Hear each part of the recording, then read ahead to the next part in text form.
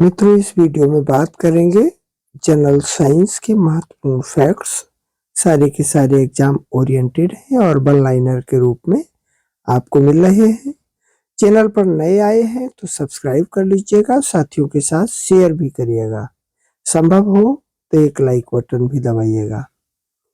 देखिएगा, रक्त का थक्का बनने में कौन सी विटामिन सहायक होती है। सारे के सारे फैक्ट एग्जाम ओरिएंटेड हैं, नोट बनाकर तैयार करिएगा। रक्त का थक्का बनने में सहायक है विटामिन के। विटामिन के रक्त का थक्का बनने में सहायक है। विटामिन के का रासायनिक नाम क्या है? विटामिन के का रासायनिक नाम है फिलोविनोल। फिलोविनोल विटामिन के का रासायनिक नाम है। रिकेट्स बीमारी होती है किसकी कमी से? विटामिन डी की कमी से रिकेट्स नामक बीमारी हो जाती है। हड्डियों का कमजोर होना, ये किस बीमारी के अंतर्गत आता है? छोटे बच्चों को ये हो जाती है बीमारियां, रिकेट्स रोग के कारण हड्डियां कमजोर हो जाती है। विटामिन डी का मुख्य स्रोत क्या है? विटामिन डी का मुख्य स्रोत पृथ्वी पर धूप है। सनलाइट के माध्यम से सर्वाधिक मात्रा में विटामिन डी मिलती है। नेक्स्ट देखिएगा, मछली के तेल में क्या होता है? मछली के तेल में विटामिन डी प्रचुर मात्रा में होता है, भरपूर होता है। जल में घुलनशील कौन सा विटामिन होता है? विटामिन बी और सी जल में घुल जाता है। जल में घुलनशील कौन सा विटामिन है? विटामिन बी और सी। नेक्स्ट देखिएगा, बहुत इंपॉर्टेंट है, इसको याद कर ली। सारे के सारे इंपॉर्टेंट है वैसे तो। विटामिन B12 का रासायनिक नाम क्या है? विटामिन B12 का रासायनिक नाम है कोवालमिन। चैनल को सब्सक्राइब करके जीके इन हिंदी नामक प्लेलिस्ट में जाके बहुत सारे एग्जाम ओरिएंटेड वीडियोज आप देख सकते हैं।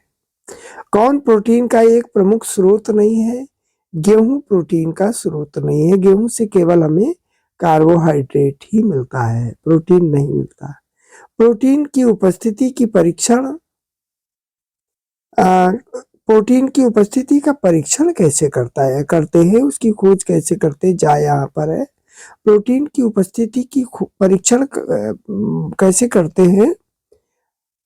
परीक्षण करते हैं हम, एक तत्व होता है CuSO4 और कास्टिक सोडा, इनके माध्यम से हम प्रोटीन का परीक्षण करते हैं। प्रोटीन की परीक्षण कैसे करते हैं? CuSO4 और कास्टिक सोडा से। नेक्स्ट देखिएगा, कॉपर सल्फेट का सामान्य नाम क्या है? तो हमारे देहाती भाषा में हम कॉपर सल्फेट को नीला थोथा कहते हैं। ग्रामीण भाषा में इसको क्या कहा जाता है? नीला थोथा। मानव शरीर में अतिरिक्त वसा कहाँ जम जाता है? हमारे शरीर में जो ज्यादा फैट होता है वो त्वचा के नीचे जम जाता है और यही वो मुख्य कारण है जिससे व्यक्तियों में मोटापा आ जाता है। मोटापा की बीमारियां हो जाती हैं। मानव शरीर में अतिरिक्त वसा कहाँ जमता है? हमारी त्वचा के नीचे।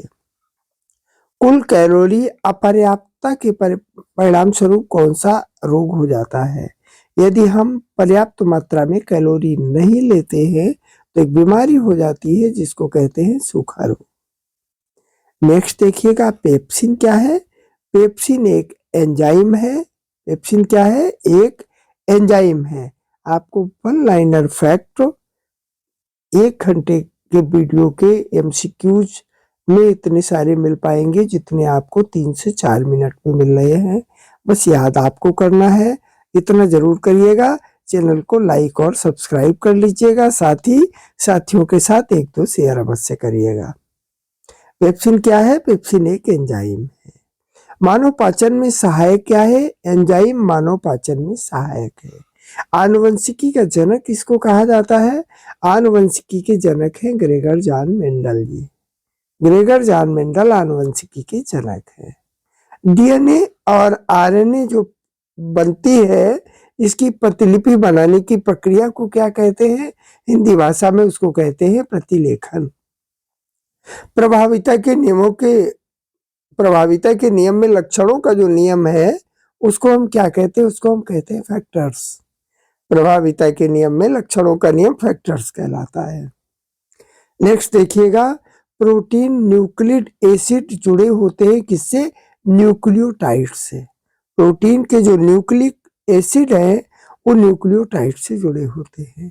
डीएनए में प्रोटीन की जानकारी कौन देता है? डीएनए में जीन के माध्यम से हमें प्रोटीन की जानकारी मिलती है। मेंडल ने किस मटर के पौधे को क्यों चुना? विषम दिखने के कारण मटर के पौधे को चुना, क्योंकि मटर की प्रजातियां कई प्रकार की पाई जाती हैं। कुछ छोटी प्रजातियां, कुछ बड़ी प्रजातियां, कुछ के दाने छोटे और कुछ के दाने बड़े। इसलिए ग्रेगर जॉन मेंडल ने आनुवंशिकता के नियम की खोज के लिए मटर के पौधे को चुना। आनुवंशिकी का वाहक कौन है? आनुवंशिकी का वाहक है जीन। जीन के माध्यम से माता पिता के लक्षण उनकी संतानों पर में पहुंचते हैं। आज के वीडियो में इतना ही। नेक्स्ट वीडियो का इंतजार करिए। बहुत अच्छी पढ़ाई करिए। जय हिंद।